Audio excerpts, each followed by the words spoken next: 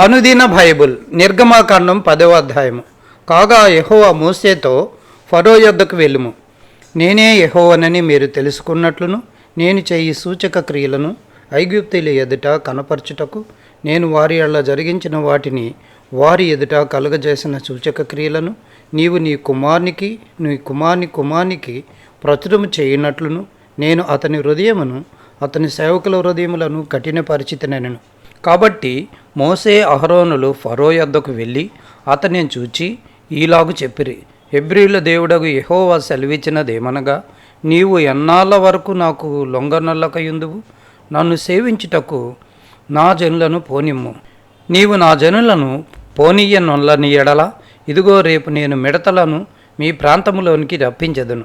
ఎవడునూ నేలను చూడలేనంతగా అవి దాని కప్పును. తప్పించుకున్న శేషమును అనగా వడగాండ్ల దెబ్బను తప్పించుకొని మిగిలిన దానిని అవి తినివేయును. పొలములో మొలిచిన ప్రతి చెట్టును తినును. మరియు అవి నీ ఇండ్లలోనూ నీ సేవకులందరి ఇండ్లలోనూ ఐగుప్తీయులందరి ఇండ్లలోనూ నిండిపోవును.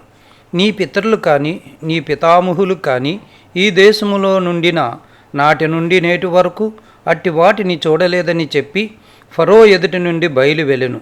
అప్పుడు ఫరో సేవకులు అతన్ని చూచి, ఎన్నాళ్ళ వరకు వీడు మనకు ఉరిగా నుండును? తమ దేవుడని యెహోవాను సేవించుటకు ఈ మనుషులను పోనిమ్ము. ఐగుప్తు దేశము నశించినదని నీకెంకనూ తెలియదా అనిరి.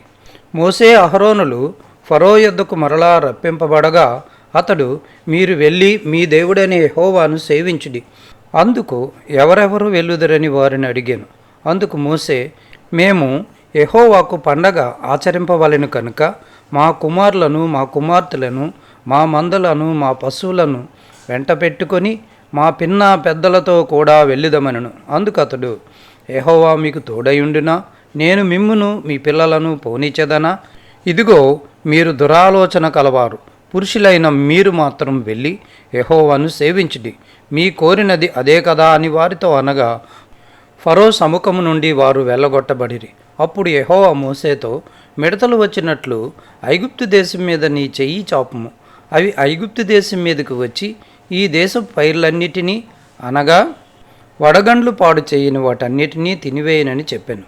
మోసే ఐగుప్తు దేశం మీద తన కర్రను చాపగా యెహోవా ఆ పగలంతయు ఆ రాత్రంతయు ఆ దేశం మీద తూర్పు గాలిని విసరచేసెను.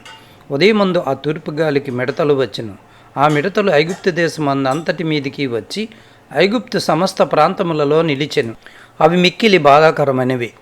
అంతకు మునుపు అట్టి మిడతలు ఎప్పుడూ ఉండలేదు, తర్వాత అట్టివి ఉండబోవు. అవి నేల అంతయు కప్పెను. ఆ దేశమున చీకటి కమ్మెను. ఆ దేశపు కూరగాయలన్నిటినీ ఆ వడగండ్లు పాడు చేయని ఫలవృక్షములన్నిటినీ అవి తినివేసెను. ఐగుప్తు దేశం అంతటా చెట్లే కానీ పొలముల కూరయే కానీ పచ్చని దేదియూ మిగిలి ఉండలేదు. కాబట్టి ఫరో మోసే అహరోనులను త్వరగా పిలిపించి, నేను మీ దేవుడైన యెహోవా ఎడలను మీ ఎడలను పాపము చేసి తిని, మీరు దయచేసి ఈసారి మాత్రమే నా పాపము క్షమించి నా మీద నుండి ఈ చావు మాత్రము తొలగించుమని మీ దేవుడైన యెహోవాను వేడుకొనుడనగా అతడు ఫరో యొద్ద నుండి బయలు వెళ్ళి యెహోవాను వేడుకొనెను. అప్పుడు యెహోవా గాలిని త్రిప్పి మహాబలమైన పగటి గాలిని విరజేయగా అది ఆ మిడతలను కొంచిపోయి ఎర్ర సముద్రములో పడవేసెను. ఐగుప్తు సమస్త ప్రాంతములలో ఒక్క మిడతయనును నిలవలేదు. అయినను యెహోవా ఫరో హృదయమును కఠినపరచెను. అతడు ఇశ్రాయేలీలను పోనీయడాయెను. అందుకు యెహోవా మోసేతో, ఆకాశం వైపు నీ చెయ్యి చాపుము. ఐగుప్తు దేశం మీద చీకటి చేతికి తెలియనంత చిక్కని చీకటి కమ్మునెన్ను.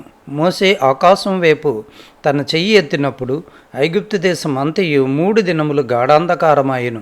3 దినములు ఒకరినొకడు కనుగొనలేదు. ఎవడునూ తానున్న చోట నుండి లేవలేకపోయెను. అయినను ఇశ్రాయేలందరికీ వారి నివాసములలో వెలుగుండెను. ఫరో మోసేను పిలిపించి, మీరు వెళ్ళి యెహోవాను సేవించుడి. మీ మందలు మీ పశువులు మాత్రమే ఇక్కడ ఉండవలను. మీ బిడ్డలు మీతో వెళ్ళవచ్చుననగా మోసే, మేము మా దేవుడైన యెహోవాకు అర్పింపవలసిన బలుల నిమిత్తమును హోమార్పణముల నిమిత్తమును నీవు మాకు పశువులను ఇయ్యవలను. మా పశువులను మాతో కూడా రావలను. ఒక డెక్కైనను విడవబడదు. మా దేవుడైన యెహోవాను సేవించుటకు వాటిలో నుండి తీసుకొనవలెను.